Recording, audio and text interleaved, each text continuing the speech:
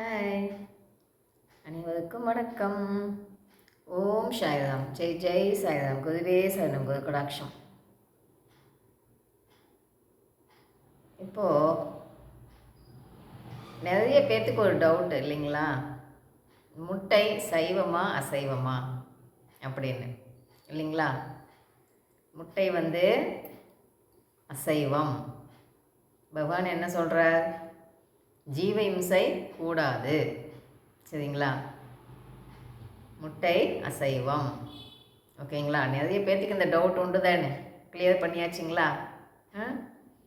சரி, இப்போ ஃபாஸ்டிங் இருப்பதனால் என்ன நன்மை பார்த்தோம் இல்லைங்களா. சக்தி அதிகமாக கிடைக்கின்றது, உடல் சுத்தம் செய்யப்படுகின்றதுன்னு பார்த்தோம் இல்லைங்களா.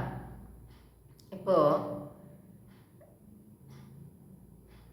சண்டே மிஸ் பண்ணிடாதீங்க. நல்ல நாள், சிவன் ராத்திரி இல்லைங்களா. அப்போ என்ன பண்ணுவோம், ஏன் அன்றைக்கி ஃபாஸ்டிங் இருந்தால் நல்லது, ஏன் முழிச்சிட்டு இருக்கணும் அப்படின்னு சொல்கிறாங்கன்னு யோசிங்களேன். இப்போ தியானம் பண்ணுறவங்களா இருந்தால் நல்லா கவனிங்க. ஃபாஸ்டிங் இருக்கும்போது உடம்புக்கு அதிகமான சக்தி கிடைக்கின்றது. சண்டேவாக இருக்குது, தயவு பண்ணி மிஸ் பண்ணிடாதீங்க. வீட்லேயே இருக்கிறதுனால திரும்ப டயர்ட் ஆகுதுங்கும்போது என்ன பண்ணலாம், பயிற்சி பண்ணும்போது அதிகமான எனர்ஜி நம்மளுக்கு கிடைச்சிடும், பிராணசக்தி கிடைக்கின்றது. அப்போது நம்மளுக்கு டயர்ட் ஆகாது, சரிங்களா. இப்போ காலையில் எந்திரிச்ச உடனே ஃபாஸ்டிங் இருக்கிறவங்களா இருந்தால் கவனிங்க. காலையில் எந்திரிச்ச உடனே நீங்கள் ஒரு தடவை இந்த பயிற்சியெல்லாம் பண்ணிட்டீங்கன்னு வைங்களேன், உடம்பு நல்லா ஃப்ரெஷ்ஷாக ஆகிடும், எனர்ஜி கிடைச்சிடும், சரிங்களா. சாப்பிடல, அந்த டயர்டாக இருக்குது, அதெல்லாம் இருக்காது, சரிங்களா. அப்போ என்ன பண்ணலாம், ஃபாஸ்டிங் இருக்கணும்னு முடிவு பண்ணிட்டோம்னா அன்றைக்கி Sunday, note this point, use பண்ணிக்கோங்க, சரிங்களா. ஃபாஸ்டிங் இருக்க முடிஞ்சால் இருக்கலாம், இல்லைன்னா என்ன பண்ணலாம், கம்மியாக சாப்பிடலாம். ஏன்னா அன்றைக்கி முழிச்சிட்டு இருக்கணும்னு சொல்கிறாங்க இல்லைங்களா. இப்போ சாப்பிட்டோம், ரொம்ப சாப்பிட்டோன்னு வைங்களேன், என்ன ஆகும், தூக்கம் வந்துடும் இல்லையா. அப்போ ஒன்று ஃபாஸ்டிங் இருக்க முடிஞ்சதுன்னா, உடம்பு ஒத்துழைச்சதுன்னா இருக்கலாம். இல்லைன்னு வைங்களேன், என்ன பண்ணலாம், அன்றைக்கி கம்மியாக சாப்பிட்டுக்கலாம். 3 வேளையுமே சாப்பிடுவோம்ப்பா, எங்களால் சாப்பிடாமலாம் இருக்க முடியாது அப்படின்னு சொல்கிறவங்களாம் இருந்தால் யோசிங்க. என்ன பண்ணலான்னா கம்மியாக சாப்பிட்டுக்கலாம், சரிங்களா. அப்போது அவங்கவுங்க உடம்புக்கு தகுந்தா போல் ஃபாஸ்டிங் இருக்க முடிஞ்சால் இருக்கலாம், இல்லைன்னா சாப்பிட்டுக்கோங்க. என்ன பண்ணலாம், கம்மியாக சாப்பிட்டுக்கலாம். கம்மியாக சாப்பிடும்போது தூக்கம் வராது இல்லைங்களா. ஏன் அன்றைக்கி ஃபாஸ்டிங் இருந்துட்டு நைட்டு முழிச்சிட்டு இருந்தால் ரொம்ப பலன்னு சொல்கிறாங்க, ஏன் அதனால் நம்ம நைட்டு முழிச்சிட்டு இருக்கும்போது என்ன ஆகுதுன்னா, குண்டலினி சக்தி மேலே எழக்கூடிய சான்ஸ் உள்ளது, சரிங்களா. அப்போ என்ன பண்ணலாம், இந்த குண்டலினி சக்தின்னா நம்ம முடிச்சிட்டு இருந்தால் மட்டும் மேலே எழும்பிடுமா, சொல்லுங்க பார்க்கலாம். அதுக்கு என்ன பண்ணணும், பகவான் என்னென்ன சொல்கிறாரோ அதையெல்லாம் நம்ம கடைப்பிடிக்கணும். மன தூய்மையாக இருக்கணும், ரொம்ப அவசியம். எல்லாத்துக்குமே நம்ம நல்லதை மட்டுமே செய்யணும். நல்லது செய்கிறது மட்டும் இல்லாமல் நம்ம மனசுக்குள்ளேயும் நம்ம நல்லதாகவே நினைக்கணும் இல்லைங்களா. அவ்வளவும் பண்ணிவிட்டு நம்ம இப்போ எந்த எதிர்பார்ப்பும் இல்லாமல் அன்றைக்கி சண்டே அன்றைக்கி என்ன பண்ணலான்னா, எந்த எதிர்பார்ப்புமே இல்லாமல் பகவானே நீ பார்த்துக்கப்பா, உன் பாதம் சரணாகதி, நீ செயல்படுத்தப்பான்னு விட்டுடணும். விட்டுட்டு அன்றைக்கி ஃபாஸ்டிங் இருந்தீங்கன்னு வைங்களேன், காலையில் எழுந்திரிச்ச உடனே பயிற்சி பண்ணிவிடுங்க. பண்ணிவிட்டு எந்த தேடலும் இல்லாமல், எந்த எதிர்பார்ப்பும் இல்லாமல் நம்ம பாட்டுக்கு நாம் பயிற்சி பண்ண வேண்டியது நம்மளுடைய வேலை. மீதியை பகவான் பார்த்துப்பார் இல்லைங்களா. அப்போது பகவானே அனைத்தும் உன் செயலே, அனைத்தும் நன்மைக்கே, அனைத்துக்கும் நன்றி, அப்பா நீ பார்த்துக்கப்பா அப்படின்னு விட்டுடணும். விட்டுட்டு நம்ம பாட்டுக்கு நாம் பயிற்சி பண்ண வேண்டியது நம்முடைய வேலை இல்லைங்களா. அப்போது காலையில் செஞ்சிட்டிங்கன்னு வைங்களேன், என்ன ஆகும்னா அன்றைக்கி நல்ல பிராணசக்தி காலையிலேயே செஞ்சிட்டோம்னா பிராணசக்தி அதிகமாக கிடைக்கும். விடிகாத்தால் 4 to 5, 5 to 6 செஞ்சிங்கன்னு வைங்களேன், பிராணசக்தி அதிகமாக கிடைக்கும். அப்போ என்ன பண்ணலாம், உங்களுக்கு பசிக்காது. நம்ம செஞ்சிட்டோம்னா நமக்கு பசிக்காது இல்லைங்களா? திரும்ப அன்றைக்கி நாள் ஃபுல்லுமே சாப்பிடாமல் இருக்கணும்னு முடிவு செஞ்சிட்டிங்கன்னு வைங்களேன். அப்போ என்ன பண்ணலாம், டயர்டாக இருக்குங்கும்போது திரும்பவும் வந்து பயிற்சி எத்தனை வாட்டி வேணால் பண்ணலாம். ஃபாஸ்டிங் இருக்கிற அன்றைக்கி பயிற்சி பண்ணும்போது ரொம்ப நல்லா வேலை செய்யும். அப்போது திரும்ப சண்டே தானே, ஆஃபீஸும் இல்லை, லீவு இல்லைங்களா? அப்போ வீட்லேயே இருக்கிறதுனால நாம் அதை யூஸ் பண்ணிக்கலாம் இல்லைங்களா? நமக்கு வந்து டயர்டாகுது, பசிக்குது அப்படிங்கும்போது என்ன பண்ணலாம், பயிற்சி பண்ணலாம். கபாலபாத்தி பஸ்ரிக்கா பண்ணும்போது என்ன ஆகும்னா, நமக்கு வந்து தேவையான பிராணசக்தி கிடைச்சிடுது இல்லைங்களா? அப்போ வந்து பசிக்காது. ஃபுல்லாக சாப்பிட்டா எப்படி இருக்குமோ அது போலயே இருக்கும். செஞ்சு பாருங்களேன், பார்த்துட்டு சொல்லுங்கள். சரிங்களா? அப்போ பயிற்சியெல்லாம் பண்ணிவிட்டு நம்ம வந்து எப்படி ஃப்ரெஷ்ஷாக இருக்கலாம். சாப்பிட்டா ஃபுல் எனர்ஜி எப்படி கிடைக்குமோ அது போல் நம்மளுக்கு வந்து சாப்பிட்டாப்லேயே ஃபீலிங் நல்லா எனர்ஜியாக இருக்கும். ஏன் வந்து நைட்டு முழிச்சிட்டு இருக்கிறோன்னு சொல்கிறாங்க, அந்த குண்டலினி சக்தி மேலெழும் அப்படின்னு சொல்கிறாங்க இல்லைங்களா? அதுக்கு நாம் என்ன பண்ணணும், அதுக்கு நாம் சும்மா எழுமா, குண்டலினி சக்தி சும்மா மேலே எழுமா இல்லையே, அதுக்கு நாம் நம்மளை தகுதிப்படுத்தணும் இல்லைங்களா? அப்போ என்ன பண்ணலாம், மன தூய்மை ரொம்ப ரொம்ப முக்கியம். தானம் ரொம்ப நல்லது. ஏன் வந்து ஃபாஸ்டிங் இருக்கீங்களோ இல்லையோ மற்றவாளுக்கு வந்து உணவளிங்கன்னு ஏன் சொல்கிறாங்க ரொம்ப நல்லதுன்னு? நம்ம ஃபாஸ்டிங் இருந்தோன்னு வைங்களேன், எதுக்கு சொல்கிறாங்கன்னா, நாம் சாப்பிடாம அந்த ஒரு வேளை உணவை வந்து மற்றவங்களுக்குன்னு அதை கொடுக்கும்போது அது வந்து ரொம்ப புண்ணியம் அளிக்கின்றது. ஆகையினால தான் அந்த ஒரு வேளை சாப்பாடு மற்றவங்களுக்கு போகும் இல்லையா? ஆகையினால தான் வந்து ஃபாஸ்டிங் இருங்கன்னு சொல்கிறாங்க. அப்படியாவது புண்ணியம் சம்பாதிச்சுக்கிட்டோம் அப்படின்னு சொல்கிறாங்க. அதனால தான் சொல்கிறாங்க, உன்னால் ஃபாஸ்டிங் இருக்க முடியலன்னா கூட நீ வந்து பசியோடு இருக்கிற ஜீவனுக்கு உணவளித்து விட்டு நீ சாப்பிடு அப்படின்னு சொல்கிறாங்க இல்லைங்களா? அதனால தான் சொல்கிறாங்க. சரிங்களா? அப்போ நைட்டு விழிச்சிட்டு இருக்கணும் அப்படின்னா நம்ம என்ன பண்ணணும், ஃபுல்லாக சாப்பிட்டா தூக்கம் வந்துடும் இல்லைங்களா? ஆகையினால் அவங்கவுங்க உடம்புக்கு தக்காப்பில் ஃபாஸ்டிங் இருக்க முடிஞ்சால் இருக்கலாம், இல்லைன்னா கம்மியாக சாப்பிட்டுக்கலாம். முடிஞ்ச வரைக்கும் நைட்டு விழிச்சிட்டு இருக்கும்போது அன்றைக்கி ரொம்ப நல்லது. ஏன் அப்படி சொல்கிறாங்கன்னா, முதுகெலும்பு ஸ்ட்ரெயிட்டாக இருக்கணும். ஸ்ட்ரெயிட்டாக இருக்கும்போது தானே குண்டலினி சக்தி மேலேலும்னு சொல்லுவாங்க இல்லைங்களா? ஆகையினால் நைட்டு தூங்கும்போது என்ன ஆகும், படுத்துக்குவோம் கீழே இப்படி போயிடும் இல்லைங்களா? குண்டல் இந்த பேக் போன் வந்து நல்லா ஸ்ட்ரெயிட்டாக இப்படி இருக்கணுன்றதுனால தான் நைட்டு ஃபுல்லுமே விழிச்சிட்டுருங்க அப்படின்னு சொல்கிறாங்க. அப்போ என்ன பண்ணலாம், நம்ம வந்து வீட்டில் இருக்க முடியலனாலும் கோயிலுக்கு போய் பகவானுக்கு எல்லாம் அபிஷேகம்லாம் பண்ணுவாங்க இல்லைங்களா? அதெல்லாம் பார்த்துட்டு இருக்கும்போது நம்மளால் முடிச்சிட்டு இருக்க முடியும். அப்போ என்ன பண்ணலாம், வீட்லேயே இருந்தாலுமே பகவான் பாட்டை கேட்கலாம். அப்போ வந்து என்ன பண்ணலாம், பயிற்சியெல்லாம் பண்ணலாம். அன்றைக்கி வந்து எத்தனை வாட்டி வேணால் பண்ணலாம். ஃபாஸ்டிங் இருக்கும்போது, ஃபாஸ்டிங் இருந்தாலும் சரி இல்லைன்னாலும் சரி, அன்றைக்கி வந்து சிவன் ராத்திரி அன்றைக்கி எத்தனை வாட்டி வேணால் பயிற்சி நம்ம உட்காந்து பண்ணிக்கலாம். பண்ணிக்கும்போது நம்மளுக்கே எனர்ஜி கிடைக்கும், அதிகமாக கிடைக்கும். அது நைட்டுமே உட்காந்து பண்ணலாம். டிவிலெல்லாம் போடுறாங்க இல்லைங்களா? அதையெல்லாம் ப்ரோக்ராமெல்லாம் பார்த்துட்டு நம்ம முடிஞ்ச வரைக்கும் விழிச்சிட்டு இருக்கிறது ரொம்ப நல்லது.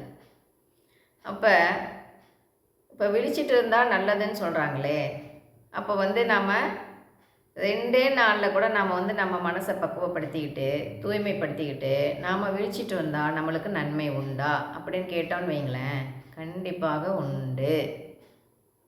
மனமாற்றம் மிக மிக முக்கியம். நாம் வந்து நம்ம மனசை சேஞ்ச் பண்ணிட்டோன்னு வைங்களேன், இப்படிங்கிறதுக்குள்ளே ஆட்டோமேட்டிக்காக எல்லாமே சேஞ்ச் ஆகும் உள்ள. சரிங்களா? அதனால தான் சொல்கிறாங்க, அடிக்கடி வந்து மன தூய்மைன்னு ஏன் சொல்லிகிட்டே இருக்காங்கன்னா, அந்த மன தூய்மையில் தான் எல்லாமே அடங்கியிருக்கு.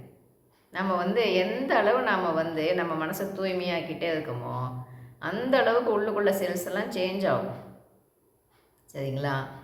அப்போ உள்ளுக்குள்ளே செல்ஸ் எல்லாம் சேஞ்ச் ஆகும்போது பகவான் வந்து உள்ளுக்குள்ளேயே வந்து பார்த்துட்டு தானே இருக்கார் என்ன நடக்குதுன்னு.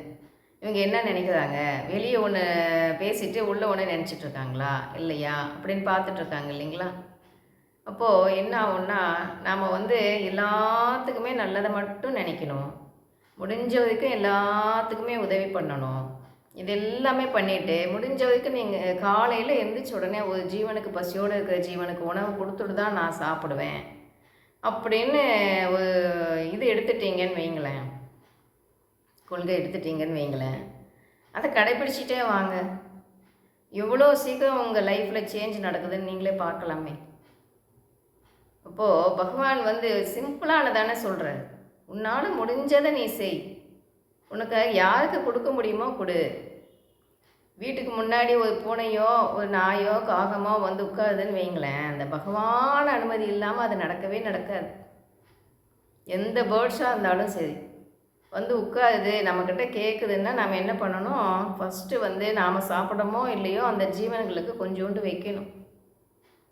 அந்த பகவான் வந்து உன் கர்மாவை நீ கழிச்சிக்கோ, உன் கர்மாவை கம்மியாச்சும் பண்ணிக்கோ அப்படின்னு சொல்லுதான் அந்த ஜீவன்களை வந்து நம்ம வீட்டுக்கு அனுப்புவாங்க இல்லைங்களா. அந்த பகவானோட அருள் இல்லைன்னா அது கூட நடக்காது.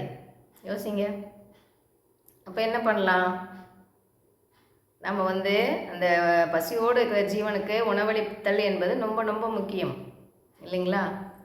அப்போது அந்த ஜீவன்களுக்கு உணவு கொடுக்கும்போது அது எங்கே போய் சேருதுன்னா ஆட்டோமேட்டிக்காக அந்த பகவானுக்கே போய் சேர்ந்துடும். சரிங்களா, பகவானுக்கே போய் சேர்ந்துடுது இல்லைங்களா. அதனால தான் சொல்கிறாங்க, என்னன்னு சொல்லுவாங்கன்னா, மக்கள் சேவையே மகேசன் சேவைன்னு சொல்லுவாங்க இல்லைங்களா. அந்த மக்களுக்கு நாம் பண்ணுற ஒவ்வொரு உதவியும் எங்கே போய் சேர்ந்துக்கோன்னா அந்த பகவானுக்கே ஆட்டோமேட்டிக்காக போய் சேர்ந்துக்கும். சரிங்களா. அப்போ என்ன பண்ணலாம், நாம் தினமுமே வந்து யாருக்காச்சும் நாம் உணவளிக்கணும். உன்னால் முடிஞ்ச அளவுக்கு பண்ணுன்றார் பகவான். வந்து நாம் இதெல்லாம் ஃபாலோ பண்ணிகிட்டு இருக்கும்போது டெஸ்ட்டு வைப்பார். சரிங்களா, நம்ம பண்ணுறோமா இல்லையா அப்படின்னு டெஸ்ட் வைப்பார். அப்போ எப்படி கண்டுபிடிக்க முடியும், நம்ம தகுதிக்கு மீறி பண்ணணுன்னும் செய்ய சொல்லலை பகவான். உனக்கு எது முடியுதோ அது பண்ணு. காகத்துக்கு வைக்க முடியுமா வெய்யி, ஒரு பூனைக்கு கொஞ்சோண்டு வைக்க முடியுமா உன்னால் வெய்யி. இப்போ என்னால் முடியலப்பா என்கிட்ட இல்லைப்பான்னு சொல்லலாமா. நாம் சாப்பிட்ற சாப்பாட்லேயே இவ்வளோண்டு கம்மியாக சாப்பிட்டா கூட அது இன்னொரு ஜீவனுக்கு போயிடும் இல்லைங்களா, போகும் தானே. இப்போ நாம் என்ன பண்ணுவோம், சாப்பிடும்போது மிச்சம் இருந்துச்சுன்னா அதை அப்புறமா சாப்பிட்லான்னு நம்ம வைப்போம் இல்லைங்களா. ஒரு பசுமாட்டுக்கு வாழைப்பழம் கொடுக்கலான்னு போனீங்களா, பூஜை பண்ண பழம்லாம் இருந்துச்சுன்னு. அந்த பசுமாடு என்ன பண்ணிச்சு, அது வந்து மாசமாக இருந்துச்சு. அதனால் என்ன பண்ணேன், ஒரு 7-8 பழமோ அதுக்கே கொடுத்துடலாம் அப்படின்னு சொல்லிவிட்டு நான் கொண்டு போய் கொடுக்கவும் அது என்ன பண்ணிச்சு, ஒரு 4 பழம் ஃபஸ்ட்டு சாப்பிட்டுச்சு. திரும்ப என்ன பண்ணிச்சு, அந்த பழத்தை வந்து ஒரு பழத்தை கொண்டு போய் அந்த பக்கத்துலேயே ஒரு ஓட்டை இருந்துச்சுங்களா, பொந்தாட்டம் இருந்துச்சுங்களா, அங்கே கொண்டு போய் வச்சிச்சு. என்னடா அது அங்கே கொண்டு போய் அந்த கோமாதா வைக்கிது அப்படின்னு சொல்லிட்டு அந்த இடத்துல பார்த்தா அது எலிபொந்து. இப்போ அதுக்கு தேவையானதை அது சாப்பிட்டுடுச்சு. சாப்பிட்டுட்டு மிச்சம் மீதி இருந்த பழத்தை வந்து அதை அப்புறமா நாம் சாப்பிட்டுக்கலான்னு அது வைக்கலையே. வாயில்லா ஜீவன் கூட எவ்வளோ யூகமாக வேலை பண்ணது பார்த்தீங்களா. அந்த பொந்துக்குள்ளே போய் ஒரு பழத்தை வச்சுட்டு என்னடா அங்கே போய் வைக்கிது என்ன பண்ணுது பார்க்கலான்னு பார்த்தா அந்த பொந்துக்குள்ளே பார்த்தா அங்கே வந்து எலி வந்துட்டு போயிட்டுருக்கு.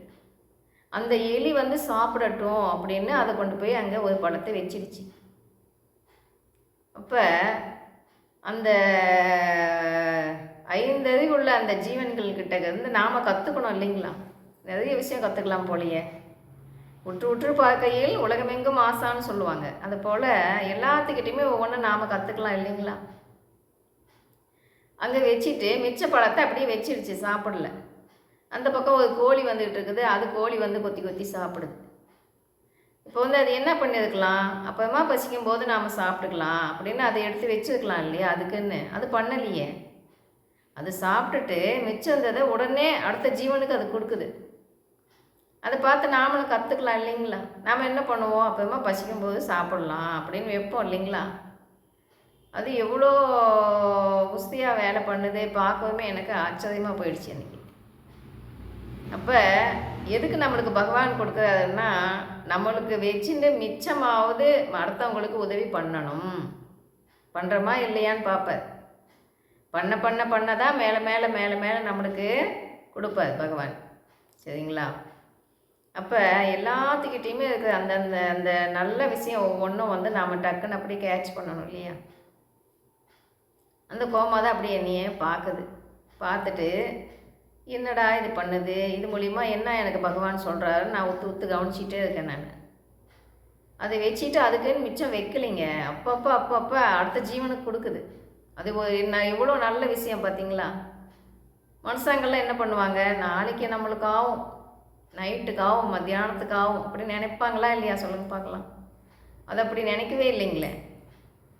இதுக்கு நாமளாச்சும் சம்பாதிச்சு நாமளே சாப்பிட்டுக்குவோம், எல்லாமே பண்ணிக்குவோம். இப்போ அந்த ஜீவன்களுக்கெல்லாம் நாம் கொண்டு போய் கொடுத்தா தானே உணவு, இன்னும் இல்லைன்னா இல்லை தானே. அப்போ கூட அது அப்படி யோசனை பண்ணவே இல்லையே. அதை வச்சுருந்து நாமளே சாப்பிடுவோம் அப்படின்னு யோசனை பண்ணவே இல்லையே. இவ்வளோ நல்ல விஷயம் பார்த்தீங்களா? அப்போ நாம் என்ன பண்ணணும், நாமளும் முடிஞ்ச வரைக்கும் மற்றவங்களுக்கு உதவி பண்ணணும் அப்படின்னு முடிவு எடுத்துக்கணும். அப்போ பண்ணிக்கிட்டு அந்த அளவுக்கு நாம் மனசை தூய்மையாக வச்சுக்கிட்டு எல்லா ஆன்மாவையும் பகவானாக பார்க்கணும். நம்மளோட உசும் அதுவும் ஒன்று அப்படின்னு எப்போ நாம் பார்ப்போமோ அப்போ வந்து பகவானோட நாம் ரொம்ப கனெக்டில் இருக்கலாம். பகவானே வந்துடுவார், நாம் போய் கனெக்ட் பண்ண வேணாம், பகவான் நம்ம கூட வந்து கனெக்ட் ஆகிடுவார். சரிங்களா? அப்போ என்ன பண்ணுவோம், பகவான் சொல்கிறத ஃபாலோ பண்ணுவோம். இந்த சிவன் ராத்திரியை மிஸ் பண்ண வேணாம். எத்தனை வாட்டி பயிற்சி பண்ண முடியுமோ பண்ணுங்கள். அந்த அளவுக்கு சக்தி கிடைக்கும். மன தூய்மையை பண்ணிக்கோங்க. மன தூய்மை பண்ண தான் அந்த குண்டலினி சக்தி என்பது மேலெழும். என்னதான் பயிற்சி பண்ணாலும் நம்மளுடைய அந்த மனப்பக்குவம் ரொம்ப மெயின். பகவான் சொல்கிறத பண்ணுவோம், ஹாப்பியாக வாழ்வோம். விடாமுயற்சி வெற்றி கொடுக்கும். வெற்றி நிச்சயம். பாய். கேட்டதுக்கு நன்றி.